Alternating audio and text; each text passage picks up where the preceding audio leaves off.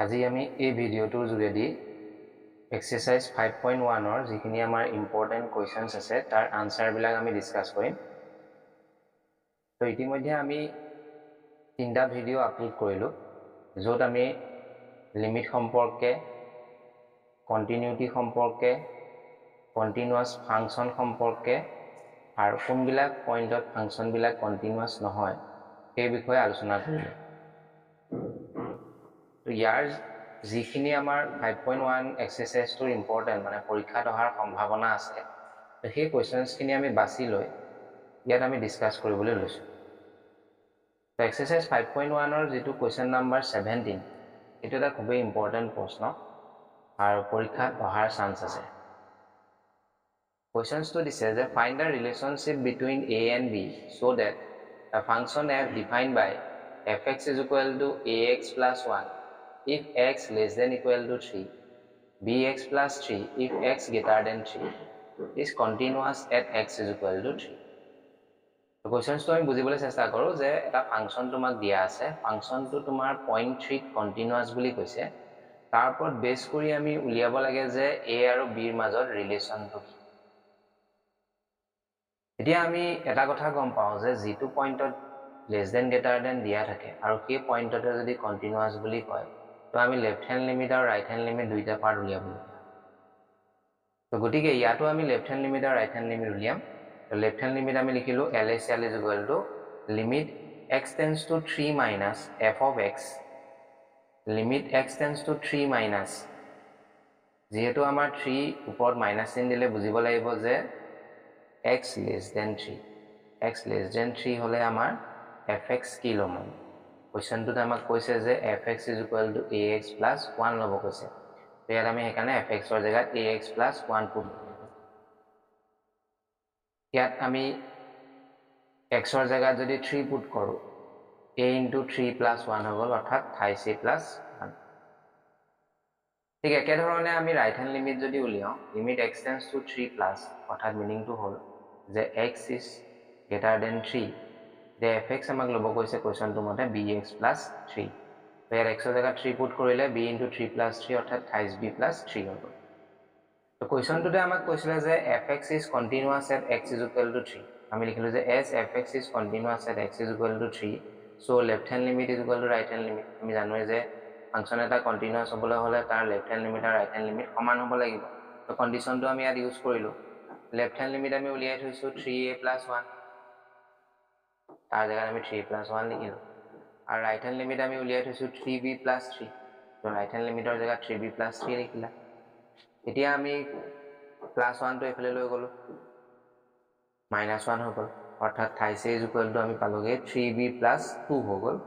আৰু গোটেই ইকুৱেশ্যনটোক যদি আমি 3 ডিভাইড কৰি দিওঁ, এইটো 3/3 হৈ গ'লে কেঞ্চেল গ'ল, a থাকিলে, এইটো 3b/3 হ'ল, b 3 কেঞ্চেল গ'ল, b থাকিলে, এইটো হ'বগৈ 2/3। তো a আমি লিখিব পৰা হ'লোঁ যে a is equal to b plus 2/3। তো এইটোৱে হ'ল a আৰু b ৰ মাজৰ এটা সম্পৰ্ক, which is a relation between a and b। তেনেই সহজ এটা কুৱেশ্যনছটো দিয়া আছিলে কণ্টিনিউৱাছ বুলি, কণ্টিনিউৱাছৰ ওপৰত বেছ কৰি আমাক a আৰু b ৰ মাজৰ ৰিলেশ্যনটো উলিয়াব কৈছিলে। তো আমি লেফ্ট হেণ্ড লিমিট আৰু ৰাইট হেণ্ড লিমিট উলিয়ালোঁ। ফাংচনটো আমাক কণ্টিনিউৱাছ হোৱাৰ কাৰণে আমি লিখিব পৰা হৈ গ'লোঁ যে LHL is equal to RHL, LHL RHL ৰ ভেলু পুট কৰি দিলোঁ। তাৰপিছত আমি 3a is equal to 3b plus 3 minus 1 লিখিব পৰা হ'লোঁ, অৰ্থাৎ ফাইনেলি আমি পালোগৈ a is equal to b plus 2/3। আৰু এইটোৱে হ'ল আমাৰ a আৰু b ৰ মাজত এটা সম্পৰ্ক বা relation. Question number 18, for what value of lambda is defined by fx is equal to lambda bracket x square minus y6 if x less than equal to 0, 4x plus 1 if x greater than 0 is continuous at x is equal to 0, what about continuity at x is equal to 1। মানে আমাক কি কৈছে যে function fxটো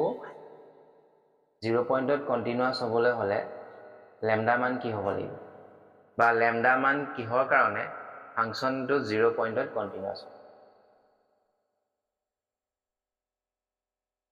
এতিয়া একেধৰণে আমি ইয়াত 0তে define কৰা আছে, লেছ দেন গ্ৰেটাৰ দেন দিয়া আছে, 0তে কণ্টিনিউটি দেখুৱাবগৈ লাগিব বা দিয়া আছে। তো সেইকাৰণে আমি 0 পইণ্টত লেফ্ট হেণ্ড লিমিট আৰু ৰাইট হেণ্ড লিমিট আমি উলিয়ালোঁ। লেফ্ট হেণ্ড লিমিট আমাৰ লিখিলোঁ limit x tends to 0 minus f of x, 0 minus fx ৰ ভ্যালু দিয়া আছে x less than 0 হলে fx লবলৈ কৈছে lambda x square minus twice x lambda into 0 square minus 2 into 0 which is equal to 0 পালে ঠিক একে ধৰণে ৰাইট হ্যান্ড লিমিট আমি উলিয়ালো limit x tends to 0 plus f of x মানে x greater than 0 হলে fx লব কৈছে 4x plus 1 এ 0 put কৰিলে 1 আৰু আমাক কৈছে যে fx টো যদি কন্টিনিউয়াস হবলে হয় আমাৰ এই দুইটা সাইড সমান হ'ব লাগিব LSL RSL সমান হ'ব লাগিব আমি লিখিলো যে for fx to be continuous at x is equal to 0 মানে fx to 0 পইণ্টত কন্টিনিউয়াস হ'বৰ কাৰণে লেফট হ্যান্ড লিমিট আৰু ৰাইট হ্যান্ড লিমিট আমাৰ মাস্ট ইকুয়াল হ'ব লাগিব তো লেফট হ্যান্ড লিমিট আমি 0 পালো ৰাইট হ্যান্ড লিমিট আমি 1 পালো 0 is equal to 1 এটো এটা খুব ইম্পসিবল কথা 0 আৰু 1 সমান হ'ব নোৱাৰে তো আমি কাখত লিখিলো যে which is not possible বা which is impossible তেনেকৈ লিখিলে হ'ল গতিকে আমাৰ ল্যামডা ওপৰত কোনো নিৰ্ভৰশীল নহয় মানে ল্যামডাৰ একো ভ্যালুৰ কাৰণে ফাংশনটো কন্টিনিউয়াস নহয় কাৰণ ল্যামডাটো ইয়াত যে 1 2 3 4 যে পুট নকৰা ইয়াৰ ভ্যালুটো 0 হৈ গৈছে গতিকে ল্যামডাৰ ওপৰত হি নিৰ্ভৰশীল নহয় গতিকে সেই কাৰণে আমি ফাইনাল লাইনটো কি লিখিম for no value of lambda যে ল্যামডাৰ একো মানৰ কাৰণে fx is continuous at x is equal to 0 যে ল্যামডাৰ কোনো মান নাই যাৰ কাৰণে ফাংশনটো continuous হয় তেনেকৈ লিখিব পৰা নাইবা for any value of lambda fs is not continuous at x is equal to 0 তেনেকৈ লিখিব পৰা নিজৰ ধৰণে লিখিলে হ'ল জাস্ট আমি উল্লেখ কৰিব লাগিব যে ল্যামডাৰ কোনো মান নাই যাৰ কাৰণে ফাংশনটো continuous নহয় এতিয়া আমি নেক্সট পাৰ্টটোত আমাৰ কোৱেশ্চনটো কি দিছে যে what about continuity at x is equal to 1 মানে x is equal to 1 পইণ্টত ফাংশনটো কন্টিনিউটি সম্পৰ্কে তুমি কি ক'বা তো x is equal to 1 চালো তো x is equal to 1 which is greater than 0 যেটো ফাংশনটো less than 0 greater than 0 দিয়া আছে তো 1 টো এটা 0 তকে ডাঙৰ সংখ্যা তেতিয়া x লব লাগিব 4x + 1 কাৰণ 0 তকে ডাঙৰ হলে আমাৰ ফাংশনটো লব কৈছে 4x + 1 আৰু এটো এটা পলিনোমিয়াল হয় আমি চাই গম পাইছো which is a polynomial function আৰু আমি এটা কথা জানো যে every polynomial function is continuous হে গতিকে আমি ক'ব পাৰিছো যে fx ফাংশনটো 1 পইণ্টত কন্টিনিউয়াস হয় আমি নেক্সট কোৱেশ্চনটো চাও খুব এটা ইম্পৰ্টেন্ট প্ৰশ্ন দুবছৰ আহি গৈছে 2017 আৰু 2024 কোৱেশ্চনটো দিছে এনে ধৰণে so that the function defined by gx is equal to x minus square bracket x is a discontinuous at all integral points মানে যেটো gx ফাংশন দিয়া আছে এই gx ফাংশনটোৰ সকলোবিলাক ইন্টিগ্ৰেল পইণ্টত ডিসকন্টিনিউয়াস দেখাব লাগে ডিসকন্টিনিউয়াস মানে কি নট কন্টিনিউয়াস আৰু স্কয়াৰ ব্ৰেকেট x টো কি ফাংশন বুজায় greatest integer function less than or equal to x তো ইন্টিগ্ৰেল পইণ্টস মানে ইন্টিজাৰৰ কথা কৈছে তোমাক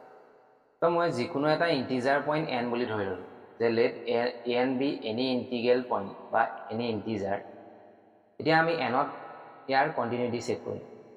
তো at x is equal to n left hand limit আমি কৈছিলো যে আগৰ ক্লাস বিলাকত বা ভিডিও বিলাকত আমি কৈছো ইতিমধ্যে যে গ্ৰেটেষ্ট ইন্টিজাৰ ফাংশন তোমালোকে পোৱাৰ লগে লগে তাৰ লেফট হ্যান্ড লিমিট আৰু ৰাইট হ্যান্ড লিমিট দুইটা সাইড তুমি উলিয়াই দেখাব লাগিব কাৰণ ইয়াৰ বিহেভিয়াৰ বিলাক দুইটা সাইডে বেলেগ বেলেগ হয় বা ভ্যালু বিলাক ইয়াৰ দুইটা সাইডে লেফট সাইডেও বেলেগ হ'ব ৰাইট সাইডেও বেলেগ তো সেই গতিকে আমি ইয়াৰ লেফট হ্যান্ড লিমিট উলিয়ালো লেফট হ্যান্ড লিমিট লিখিলো লিমিট x টেন্ডস টু পইণ্টটো যেটো n লৈছো গতিকে n মাইনাস চিন্তা দিলো gx ফাংশনটো যেটো gx লিখিলা x tends to n minus gx or মান কোৱেশ্চনটো মতে দিয়া আছে x minus square bracket x এইখিনিতে এটা কথা আহিলে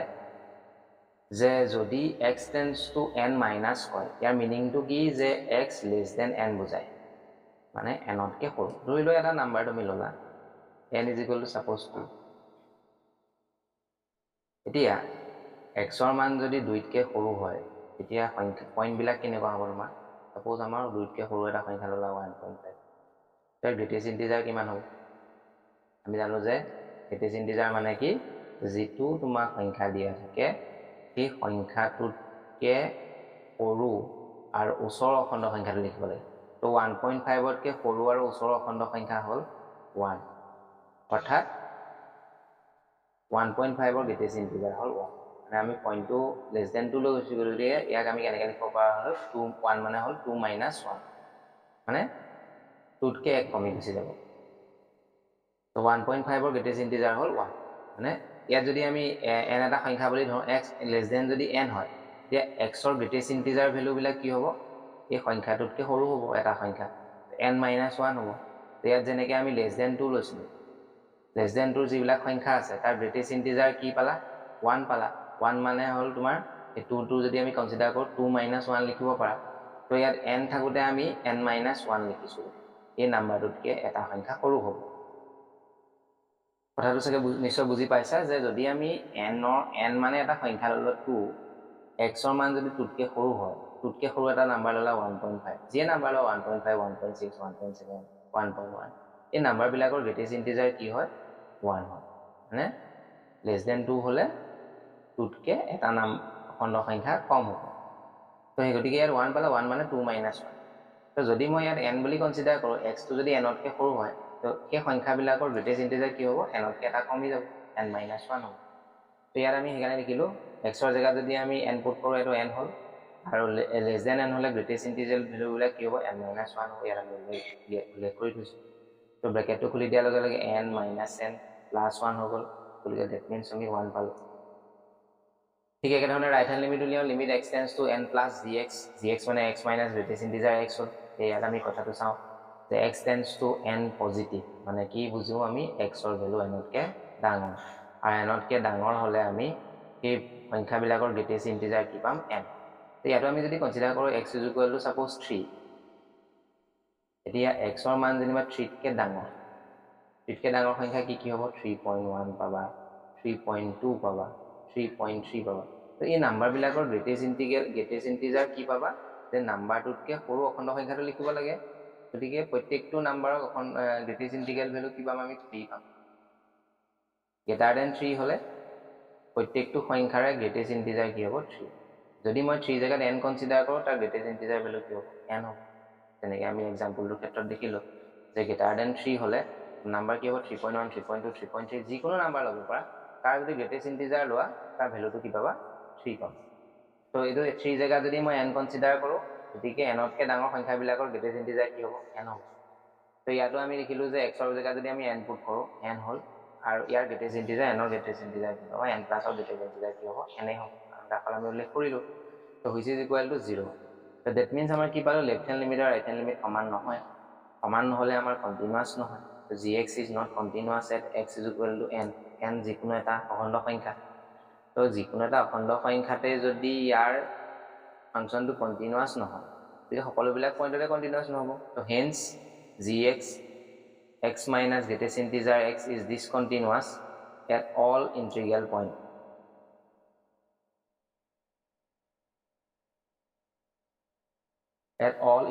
point questions to tene সহজ আমি যিকোনো এটা ইন্টিজাৰ পইণ্ট কনচিডাৰ কৰিলোঁ n বুলি n মে বি 1 2 3 4 এনো নাম্বাৰ হ'ব পাৰে -1 -2 তো xৰ nত আমি চেক কৰিলোঁ ইয়াৰ গ্ৰেটেষ্ট মানে ফাংচনটোৰ কণ্টিনিউটি লেফ্ট হেণ্ড লিমিট আৰু ৰাইট হেণ্ড লিমিট আমি উলিয়ালোঁ কাৰণ গ্ৰেটেষ্ট ইণ্টিজাৰ থাকিলে আমি লেফ্ট হেণ্ড লিমিট আৰু ৰাইট হেণ্ড লিমিট দুটা উলিয়াই দেখুৱাব লাগিব তো gx পালা x minus square bracket x আৰু n মাইনাছ হ'লে x n হ'ব x n হ'লে তাৰ গ্ৰেটেষ্ট ইণ্টিগ্ৰেল ভেলু কি হ'ব পাবা n-1 তো xৰ জেগাত যদি আমি n পুট কৰোঁ এইটো n হ'ল আৰু ইয়াৰ গ্ৰেটেষ্ট ইণ্টিজাৰ কি পালা n-1 তো ইয়াৰ কেলকুলেশ্যন কৰিলে এইটো হ'ল 1 এতিয়া আমি ঠিক তেনেদৰে ৰাইট হেণ্ড লিমিট আমি উলিয়ালোঁ x minus square bracket x আৰু x tends to n plus x greater than নাম্বাৰবিলাকৰ গ্ৰেটেষ্ট ইণ্টিজাৰ কি হয় n হ'ল তো এইটো n হ'ল ইয়াৰ গ্ৰেটেষ্ট ইণ্টিজাৰ n পালা তো ডেট মিনছ 0 হ'ল 1 আৰু 0 সমান নহয় গতিকে লেফ্ট হেণ্ড লিমিট আৰু ৰাইট হেণ্ড লিমিট সমান নহ'লে কি হ'ব কণ্টিনিউৱাছ নহয়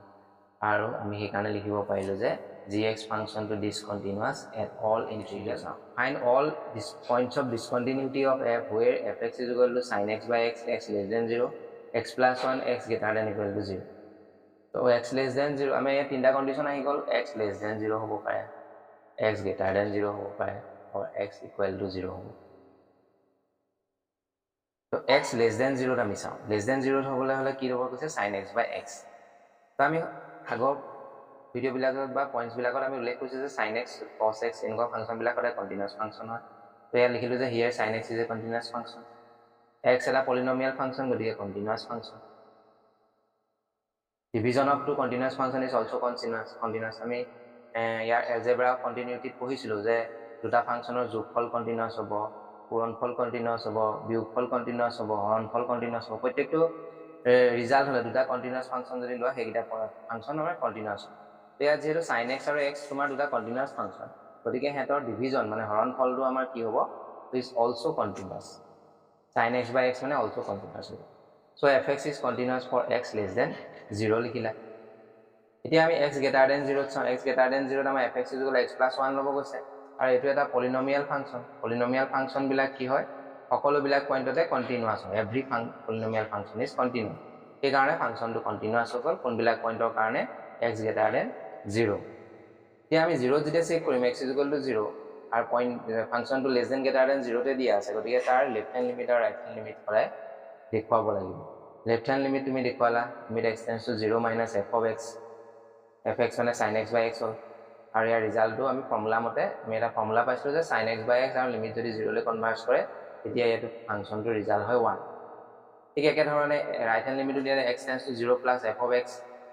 তো x + 1 হ'ল x ৰ জায়গাত 0 পুট কৰিলে 0 + 1 1 মানে দুইটা সাইড সমান আৰু 0 টো তাৰ ভ্যালুটো যদি চেক কৰা 1 এ পাবা গতিকে তিনিটা ৰিজাল্ট সমান হৈ গ'ল left hand limit right hand limit আৰু 0 পইণ্টত ফাংচনটোৰ ভ্যালু সমান গতিকে আমি ক'ব পাৰো যে ফাংচনটো 0 পইণ্টত কন্টিনিউয়াস হয় fx is continuous at x = 0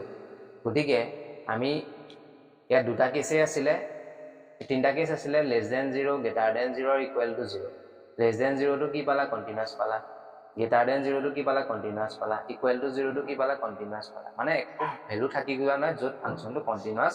নহয় গতিকে তাৰ পইণ্ট অফ ডিসকন্টিনিউটি নাই গতিকে আমি লিখিলো যে hence there is no point of discontinuity এনে ধৰণে লিখি দিলে হ'ল নেক্সট এটা খুব ইম্পৰ্টেন্ট কোৱেশ্চনস 24 এটো 2020 আহিছিলে determine if f is defined by fx = x square sin 1 by x x not equal to 0 0 x equal to 0 is a continuous function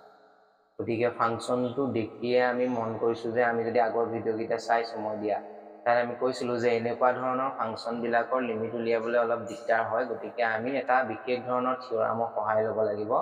যাৰ নাম হ'ল স্যান্ডউইচ থিওৰাম ফাৰ্স্ট ইয়াৰ কিতাপখনত টেক্সটবুকখনত আছে যদি আছে কিতাপখন চাই ল'ব পৰা যে এনেকুৱা ষ্টাইলত যদি ফাংচন বিলাক থাকে x square sin 1 by x at 0 direct বহাব নোৱাৰা গতিকে তেনেকুৱা ধৰণৰ ফাংচন বিলাকৰ লিমিট উলিয়াবলৈ কাৰণে স্যান্ডউইচ থিওৰামৰ আমি সহায় লওঁ তো গতিকে আমি 0 পইণ্টত লিমিট উলিয়াবলৈ গলো we know that any sin function is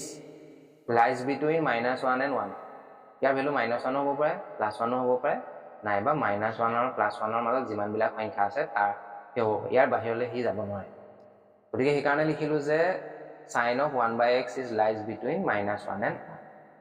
এতিয়া আমাৰ যেটো ফাংচনটো x square sin 1 by x আছে গতিকে প্ৰত্যেকটো সাইডতে আমি x square মাল্টিপ্লাই কৰিম ইয়াকো x square মাল্টিপ্লাই কৰিলা ইয়াকো x square মাল্টিপ্লাই কৰিলা ইয়াকো x square মাল্টিপ্লাই কৰিলা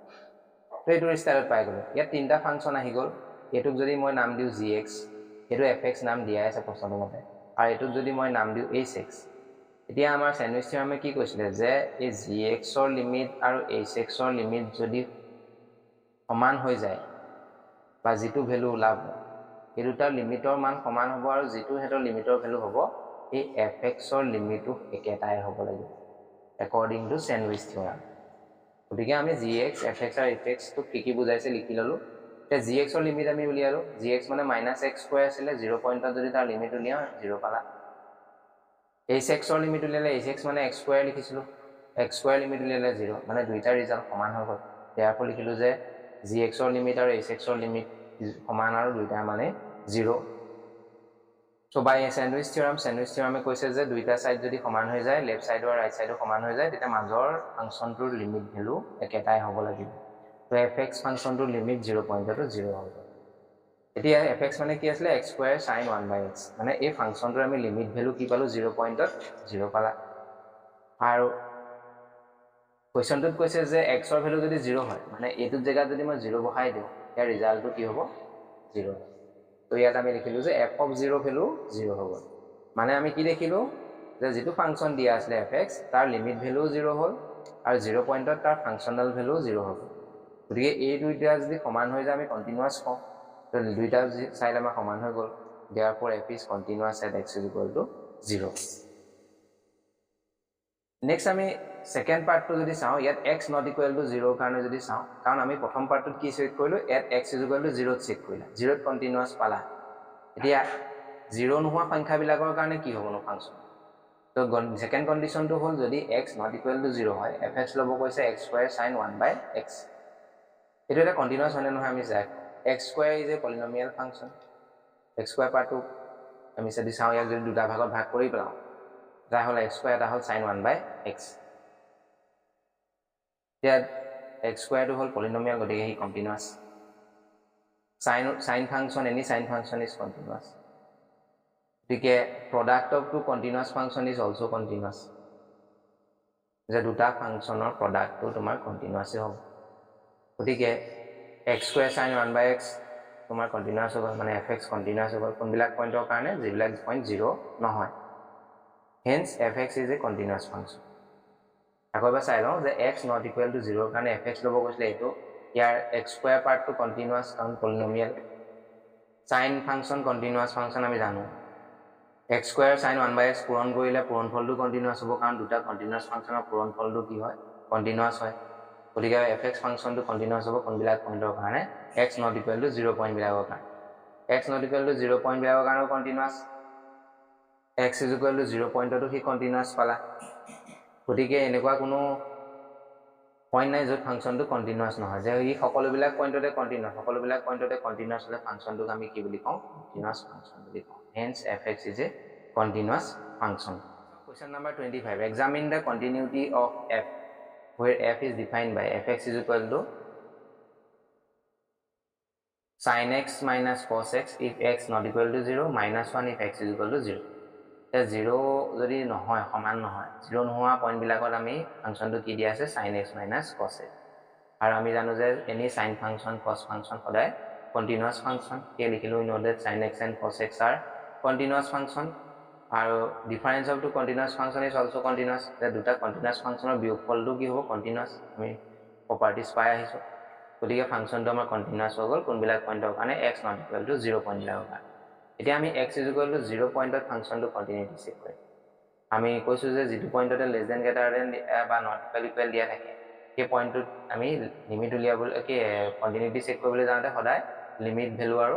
ভেৰিয়েবল উলিয়াব লাগিব গতিকে 0 পইণ্টত তাৰ লিমিট উলিয়ালে ফাংশনটো লিমিট কাৰ উলিয়াবা sin x মাইনাস মানে নট ইকুৱেল পাৰ্টটো উলিয়াবা গতিকে ইয়াত যদি 0 বহাই দিয়া এটো হলগে 0 - 1 cos 0 1 sin 0 0 এটো -1 পালা আৰু x equal to 0 তাৰ ভ্যালু কি দিয়া আছে -1 গতিকে আমি লিখিলো f of 0 equal to -1 limit value আৰু 0 পইণ্টত ফাংশনটোৰ ভ্যালু সমান গতিকে এইটো কন্ডিশন যদি স্যাটিসফাই কৰে ফাংশনটো তোমাৰ continuous function so fx is continuous at x is equal to 0 আৰু গুটিগিলা পইণ্টতে কন্টিনিউয়াস হৈ গ'ল নট ইকুৱেল পইণ্ট বিলাকতো হি কন্টিনিউয়াস পালা 0 টু তাৰ কন্টিনিউয়াস পালা তো সকলো বিলাক পইণ্টতে ফাংশনটো কন্টিনিউয়াস গতিকে তেনেকুৱা ফাংশন বিলাকক আমি কি বুলি কম continuous এটা কোৱেশ্চন তোমালোকৰ কাৰণে আগবঢ়াইছো যে 2025 ত আহিছিলে given fx is equal to ax plus 1 if x less than equal to 3 x plus 4 if x greater than 3 f is continuous at x is equal to 3 find the value of a এটো নিজে কৰিবা মই just হিন্টটো দি দিও যে ইয়াত আমাক কি কৈছে fx ফাংশনটো 3 পইণ্টত ডিফাইন কৰা আছে লেস দেন হলে কি হ'ব গ্ৰেটাৰ দেন হলে কি হ'ব তোমাক দিয়া আছে আৰু লগতে কৈছে যে ফাংশনটো 3 পইণ্টত কন্টিনিউয়াস এতিয়া a মান কি হ'ব উলিয়াব লাগে তো আমি 3 পইণ্টত যদি কন্টিনিউয়াস দেখাবলৈ যাওঁ আমি সাধাৰণতে কি উলিয়াও ইয়াৰ লেফট হ্যান্ড লিমিট উলিয়াবা নেক্সট ৰাইট হ্যান্ড লিমিট উলিয়াবা আৰু ফাংশনটো যেহেতু কন্টিনিউয়াস লিখিবা যে as f is continuous at x is equal to 3 so left hand limit is equal to right hand limit তো left hand limiter ভ্যালুটো বহাই দিবা right hand limiter ভ্যালুটো বহাই দিবা তো এই ইকুয়েশনটো যদি সলভ কৰি দিয়া তো ফাইনালি তুমি কি মান পাবাগে a ভ্যালুটো পাবা এনে সহজ যে এনেকুৱা কোৱেশ্চন বিলাক পৰীক্ষাত প্ৰায় অহা দেখা যায় যে এটা ফাংশন তোমাক দিয়া থাকিব লেস দেন গ্ৰেটাৰ দেন ফৰ্মত ফাংশনটো তোমাক কন্টিনিউয়াস বুলি ক'ব আৰু তাৰ সহায়ত আমি এটা আননোন ভ্যালু উলিয়াব লাগিব a মান কি হ'ব তো তাৰ কাৰণে ইয়াত 3 তে ডিফাইন কৰা আছে আৰু 3 তে উলিয়াব কন্টিনিউটি আছে হয় বুলি কৈছে গতিকে তাৰ লেফট হ্যান্ড লিমিট উলিয়ালা ৰাইট হ্যান্ড লিমিট উলিয়ালা লাষ্টত ক'লা যে f is continuous at x is equal to 3 continuous হলে কি হ'ব কোনটো কন্ডিশন মানি চলিব left hand limit right hand limit সমান লেফট হ্যান্ড লিমিটৰ ভ্যালু বহালা ৰাইট হ্যান্ড লিমিটৰ ভ্যালু বহালা আৰু ইয়াৰ সহায়ত আমি কাৰ মানটো উলিয়াই দিগে a মানটো উলিয়াই দিম তো এটো নিজে ট্ৰাই কৰি চাবা তোমালোকৰ কাৰণে এৰিলো তো এই ধৰণৰ কোৱেশ্চনছ বিলাক আমাৰ পৰীক্ষাত প্ৰায় অহা দেখা যায় তোমালোকে আজি যিকিটা কোৱেশ্চনছ আমি আলোচনা কৰিলো এই কুৱেশ্যনছখিনি এবাৰ ভালদৰে ৰিভাইজ কৰিবা আৰু যদি কিবা ডাউট থাকে গ্ৰুপত হোৱাটছআপ কৰিবা সাধাৰণতে মই যেনেধৰণে লিখাই দিছোঁ যে তেনেধৰণে লিখিলে তোমালোকে ফুল মাৰ্কছ পাবাই যদি তাতকৈ যদি ছুটি কৰি দিয়া কুৱেশ্যনছটো তেতিয়া ফুল মাৰ্কছ তোমালোকক কোনো কাৰণতে নিদিয়ে কাৰণ এনেকুৱা ধৰণৰ এটা কুৱেশ্যনছত 3 বা 4 মাৰ্কছ আহিব গতিকে প্ৰত্যেকটো ষ্টেপ মেনশ্যন কৰাটো খুবেই প্ৰয়োজন গতিকে যদি ভাল মাৰ্কছ পাবলৈ মন আছে 80+ 90+ পাবলৈ যদি মন আছে সেই ষ্টেপবিলাক ছুটি নকৰিবা কোনো কাৰণতে যেনেধৰণে এক্সপ্লেইন কৰি দিছোঁ মই তেনেধৰণে লিখিবলৈ চেষ্টা কৰিবা তো আজিলৈ ভিডিঅ'টো আমি ইমানতে এৰিলোঁ আশা কৰিছোঁ তোমালোকে বুজি পাবা বুলি নেক্সট ভিডিঅ'টোত আমি ইয়াৰ যিখিনি প্ৰশ্ন থাকি গৈছে বা যিখিনি আমাৰ আৰু বেছি দৰকাৰী সেই প্ৰশ্নখিনি আমি আলোচনা কৰিম